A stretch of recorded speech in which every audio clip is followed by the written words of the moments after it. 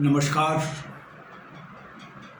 मैं Ajay Solanki, astro adviser, ज्योतिष सीखना सरल सीरीज़ के द्वितीय एपिसोड में आपका हार्दिक स्वागत करता हूं।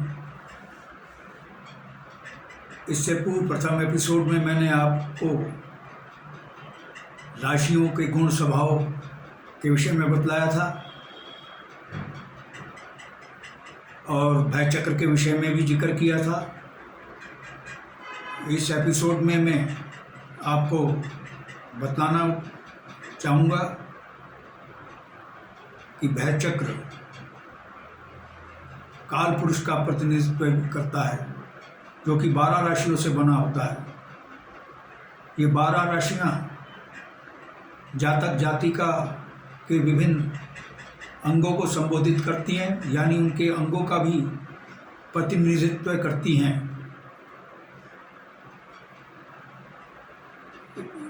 कृपया इसका स्क्रीनशॉट ले लें, यह आपके आगे काम में आएगा। 12 राशियां जो हैं जातक जातिका के विभिन्न अंगों का प्रतिनिधित्व करती हैं। मेष राशि सिर का, वृषभ राशि चेहरा और गर्दन का, मिथुन राशि कंधों का, कर्क राशि हृदय का, सिंह राशि पेट का और कन्या राशि कमर का, तुला राशि नाभि का, वृश्चिक राशि गुप्तांगों का यानी सेक्सुअल ऑर्गन्स का, धनु राशि जांघों का प्रतिनिधित्व करती है, मकर राशि घुटनों का, कुंभ राशि पिंडलियों का यानी मसल्स का, पिंडलियों का, और मीन राशि पैरों का प्रतिनिधित्व करती है। इनको आप याद कर लीजिए। आगे एडवांस स्टेज पर ये जानकारी आपके बहुत काम आएगी, और जब आप एक एस्ट्रो एडवाइज़र हो जाएंगे और जातक जातिका की कुंडली का विश्लेषण करेंगे तो आपको कुंडली से ही मालूम हो जाएगा कि जातक जातिका को आने वाले समय में शरीर के कौन से अंग में व्याधि हो सकती है। आप जातक जातिका को सावधान कर सकते हैं, क्योंकि ज्योतिष विज्ञान किसी को डराता नहीं है, ये सावधान करता है। यदि जातक जातिकाएं सावधानी रूपी छाता अपनाते हैं तो वे धूप, तेज धूप और वर्षा रूपी विपत्ति से अपनी रक्षा कर सकते हैं। आइए अब आगे चलते हैं ग्रहों की ओर। मैं आपको स्टेज बाय स्टेज आगे ले जाऊंगा और बहुत ही सरल तरीके से stage by stage, step by step आपको ज्योतिष विज्ञान के आखिरी छोर तक ले जाऊंगा, जिससे आप एक बहुत ही सफल ज्योतिष सलाहकार बन सकें, समाज की सेवा कर सकें। भारतीय ज्योतिष के अनुसार ग्रह 9 हैं जिनका पृथ्वी पर शक्तिशाली प्रभाव पड़ता है। सूर्य, चंद्र, मंगल, बुध, बृहस्पति, शुक्र, शनि, राहु और केतु। राहु केतु ग्रह छाया ग्रह हैं, क्योंकि इनका अस्तित्व अन्य ग्रहों की तरह नहीं है। ये अन्य ग्रहों की तरह भौतिक पिंड नहीं है, इसलिए इनको छाया ग्रह कहा गया है।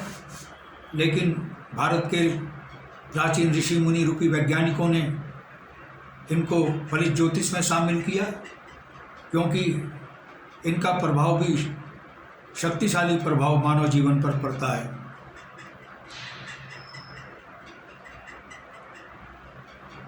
उन 2 स्थानों पर जहाँ चंद्र अपनी भ्रमण से सूर्य पथ को काटता है, तो उत्तरी वाला स्थान राहु कहलाता है और उसके ठीक 180 डिग्री अंश पर जो स्थान है वो केतु का कहलाता है।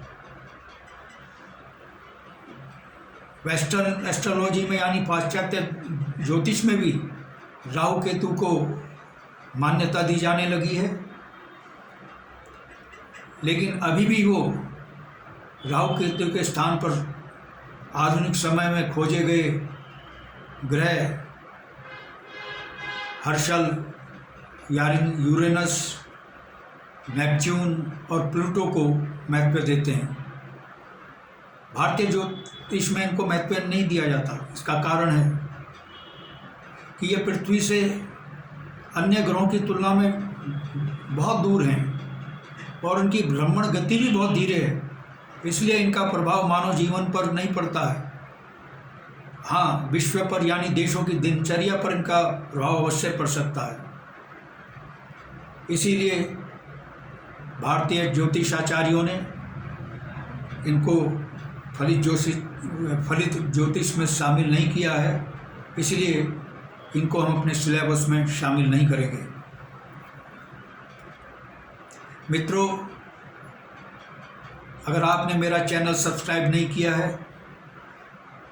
तो कृपया सब्सक्राइब करें, बेल आइकन दबाएं और यदि आपको मेरा वीडियो पसंद आया है तो लाइक, शेयर और कमेंट करें। और सब्सक्राइब करने से मेरे जो दूसरे वीडियो हैं, जो अभी आगामी वीडियो हैं, एपिसोड्स हैं, वो आप पर सबसे पहले पहुंचेंगे। अगले एपिसोड में मैं आपको ग्रहों के गुण, स्वभाव, उनका मानव जीवन पर क्या असर पड़ता है और इसके साथ ही कुंडली के 12 भावों के विषय में भी चर्चा करूंगा। धीरे धीरे आपके ज्ञान को आगे बढ़ाना है। जैसे बॉलीवुड की फिल्म में गाना धीरे धीरे प्यार को आगे बढ़ाना है, इसी प्रकार से धीरे धीरे इस ज्योतिष ज्ञान को आगे बढ़ाना है, जिससे आप stage by stage, step by step बहुत ही सरल तरीके से इसको समझ सकें और एस्ट्रोलॉजी का पूरा कॉन्सेप्ट आपको क्लियर हो जाए। मित्रों, यदि मेरे वीडियो के संबंध में कोई आपका प्रश्न है, सवाल है, तो आप कमेंट बॉक्स में जाकर कमेंट कर सकते हैं, सवाल पूछ सकते हैं।